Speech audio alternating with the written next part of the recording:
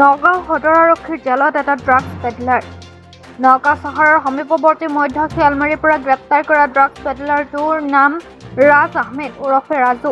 সোমবাৰে নিশা ৰাজুক আৰক্ষীয়ে আটক কৰাৰ পাছত মঙলবাৰে জেল হাজতলৈ প্ৰেৰণ কৰে ৰাজ আহমেদক।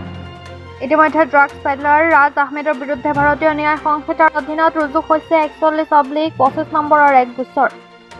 জানিব পৰা মতে ৰাজ আহমেদৰ বিৰুদ্ধে ইতিপূৰ্বে নগাঁও সদৰ আৰক্ষী নিৱেশত আছে বহুকেইটা গোচৰ। আব্দুৰ ৰহমান নামৰ এজনৰ সৈতে এই ড্ৰাগছৰ ব্যৱসায় কৰি থকাৰ অভিযোগ।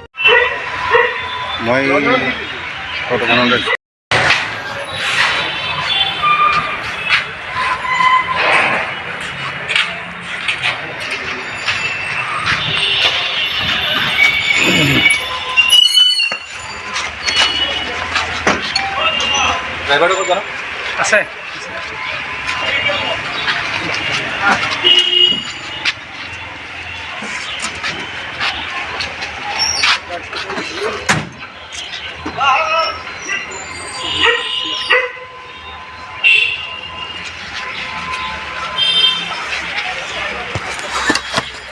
কি নাম ভাইটি তোমাৰ? ৰাজ। হা ৰাজ ঘৰ ক'ত?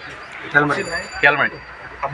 কেতিয়া আৰু আজি ধৰিছে? আৰু এই এজেঞ্চি অফিচাৰ আছে। হা